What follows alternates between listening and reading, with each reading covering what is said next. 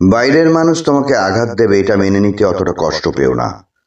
যাদের নিয়ে তুমি সংসার করছো, সকাল থেকে সন্ধ্যা রাত্রি পরিশ্রম করছো, সেবা যত্ন করছো, স্নেহ ভালোবাসা আন্তরিকতা দিচ্ছ, যাদের জন্য তুমি কৃষ্ণকে ডাকার অবসর পাচ্ছ না, সেই তারা তোমার ৯৯টা সেবা উপকারের প্রশংসা করবে না। যখন তুমি তাদের একটা সেবা ঠিক সময় দিতে পারবে না, তারা সেই একটা না পারাকেই তোমার ব্যর্থতা বলে মনের অসন্তোষ প্রকাশ করবে। অনেক রাতে ঘুমানোর আগে যখন তুমি গোপালের, রাধাকৃষ্ণের মূর্তির সামনে দাঁড়িয়ে প্রণাম করার অবসর পাচ্ছ, তখন তোমাকে হাজার আশীর্বাদে তিনি ভরিয়ে দেবেন, কারণ তুমি কৃষ্ণের ইচ্ছায় সরল কর্তব্য পরায়ণ হয়েছ। সংসার ক্ষেত্রের 10 মন পাথরের বোঝা নিয়ে কৃষ্ণকে প্রার্থনা করতে ভুলে যাওনি। কৃষ্ণ তোমার মতো এমন সন্তানকেই চান, এমন সন্তানকেই সঙ্গে নিয়ে গিয়ে বৈকুণ্ঠে নিজের পাশে স্থান দেন। শ্রীপ্রভু বলছেন, তুমি আমার ইচ্ছায় মায়ের গর্ভে সন্তান রূপে স্থান পেয়েছো, মায়ের সহায়তায় ভূমিষ্ঠ হয়েছো। পিতা তোমার আমাদ্বারা নিয়ন্ত্রিত রক্ষক, মাতা তোমার লালন পালনের মাধ্যম। তুমি ধরিত্রী মায়ের খাদ্যশস্য আহার করে বড় হয়েছো। তোমার বুদ্ধি, মেধা, উন্নতি, প্রতিষ্ঠা এসব কিছুই আমাদ্বারা নিয়ন্ত্রিত। এখানে তুমি নিজেকে যতই স্বাধীন ভাবো না কেন, তুমি পরাধীন এক সহায়তা গ্রহণকারী ছাড়া আর কিছুই নও। এখানে তুমি বলে কিছুই নেই, যা কিছু সবই আমার ইচ্ছেতে আমার দ্বারা নিয়ন্ত্রিত। সুবুদ্ধি যা পেয়েছো তা সবই আমার দ্বারা প্রেরিত তোমার পূর্বজন্মের ভালো সংস্কার। দুষ্কৃতি যা পেয়েছো সেটা তোমার জন্মের দুষ্কর্মের ফল।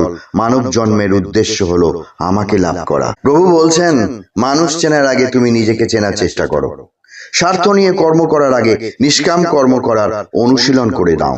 নিষ্কাম কর্ম প্রভুর চরণে পুষ্পের মতো শোভা পায়, সকাম কর্মে বন্ধনে আবদ্ধ হতে হয়। তাই কাউকে ভালোবাসতে গেলেও প্রভুকে স্মরণ নাও।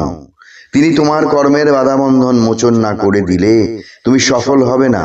তোমার সেই সব কর্মফলের বোঝা তোমাকে আজীবন বহন করে চলতে হবে। এত বোঝা নিয়ে তুমি প্রভু কৃষ্ণর কাছে পৌঁছবে কি করে?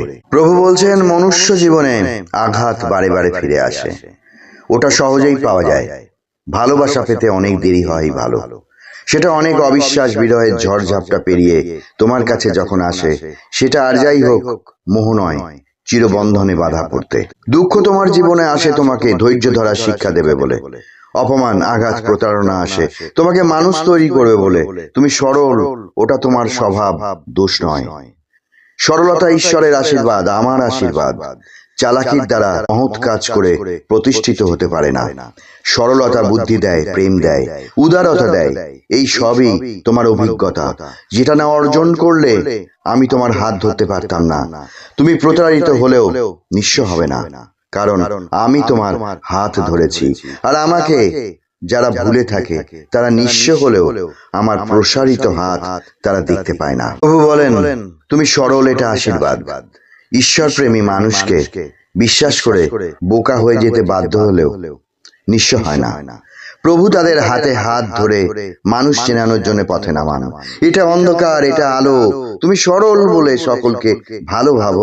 তোমার স্বভাব আন্তরিকতা, তোমার ধর্ম পরোপকার, অভ্যেসে সততা, বিপদে পাশে থাকা, অবহেলা সহ্য করা, সুখ্যাতিতে বিনয়ী হওয়া, দুর্ব্যবহারকারীকে ক্ষমা করা, এ এক মহান কৃষ্ণ ধর্ম। কপট অকৃতজ্ঞ হয়েও না, শরণাগত হও।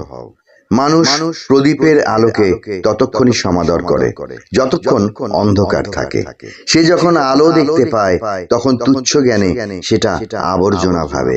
এমন মানুষের কাছে অন্ধকার বারে বারে ফিরে আসে, আলো কিন্তু একবারই। বিপদে মানুষ আমাকে ডাকে, আমি বিপদ উদ্ধার করি। মানুষ ভাবে আমার ক্ষমতায় নিজে আমি বাঁচিয়ে দিলাম অন্য মানুষটাকে। প্রভু বলছেন, তোমার দুর্দিনে অনেকে বিদ্রূপ করবে। প্রভু বলছেন, তোমার দুর্দিনে বিদ্রূপ করার মানুষ অনেক পাবে। যারা অকারণে সুখ্যাতিতে ভরিয়ে দিচ্ছে তোমাকে, তারা আর যেই হোক তোমার বন্ধু হতে পারে না। সমাদর আর তোষামত চিনতে না পারলে বারবার প্রতারণা করে মানুষ মজা পাবে। বুদ্ধি প্রার্থনা করলে আমি সুবুদ্ধি দান করি, আমাকে স্মরণ নিলে আমি তার পা বেচালে পড়তে দিই না।